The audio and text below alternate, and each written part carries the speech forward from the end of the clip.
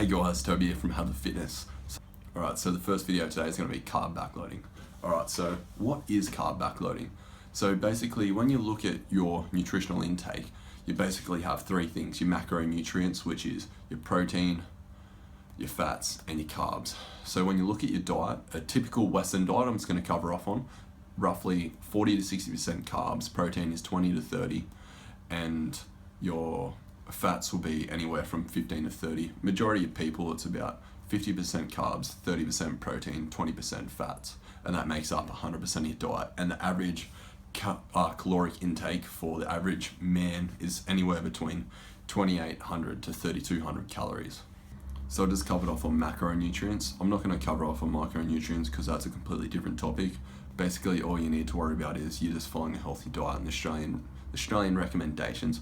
But the thing you need to understand is you can manipulate your percentages in regards to how you eat your proteins, fats, and carbs throughout the day to change how much you eat during the day. So this is gonna probably not work for some people, but like anything, not one diet fits all. So not everyone eats carbs because some people are insulin sensitive and carbs don't really mix with their diet and they work better on a ketogenic diet. But just given regards to the basic Western diet, I'm going to cover off on just carb backloading. So basically, carb backloading is eating your carbs later in the day at night. Are you going to get fat from eating carbs at night? No. You don't get fat from eating 6 meals a day, nor do you get fat from eating 3 meals a day. You get fat from overeating in a calorie surplus for weeks on end. That's how you put on weight. You don't get fat in one day. So given you are eating at maintenance, you're not going to put on weight, you're going to maintain your weight. You only put on weight when you eat in a calorie surplus, you lose weight when you eat in a calorie deficit. So if you have majority of food at night, it doesn't really matter, because if you're eating at your maintenance caloric intake, you're not going to put on weight, because basically food has an energy recommendation, and in regards to how your body processes that, there's been ample amount of studies and there's so much science that basically supports this. Like, food has an energy rating and there is error rates, but everything is a ballpark figure and you just have to find what works for you. I'm just giving one recommendation. This isn't gonna work for everyone, but it might work for some people. So in regards to carb backloading, you want to eat your proteins and fats for breakfast and lunch roughly, and then you have majority of carbs at night.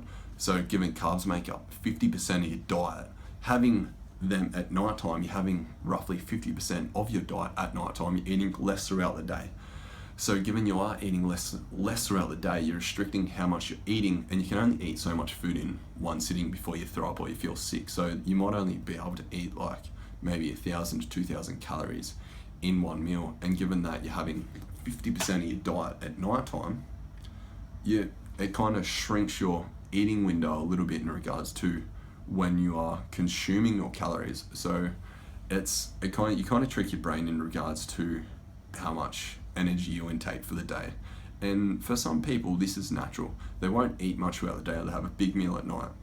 So having a big meal at night is not going to make you fat. What makes you fat is eating in a calorie surplus for weeks. So eating your food at night time actually has proven to help you sleep better.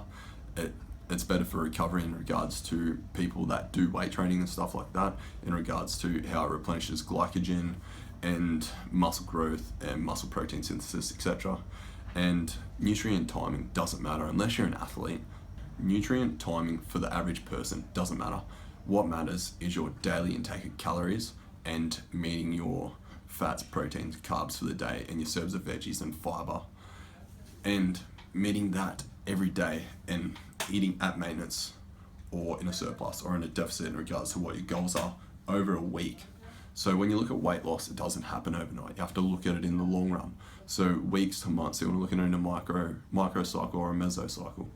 So carb backloading, you're eating majority of your carbs at night time in a bigger meal. So you might have 150 grams of lean meat, you might have a handful of veggies, you might have like half an avocado, quarter an avocado, you might have some nuts, some bok choy, some beans, and then you might have like basically 75% of your carbohydrate intake for the day on that plate. So you might have anywhere from like 150 to 300 grams of rice or potatoes or bread or some form of carbohydrates, or it might be mixed, can help some people lose weight because you're still getting your daily intake.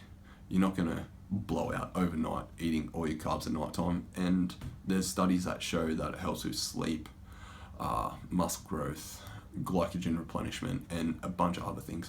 So thanks for watching, guys. Really appreciate it. Like, subscribe, comment, and share the videos. Get them out there. I'll see you in the next one.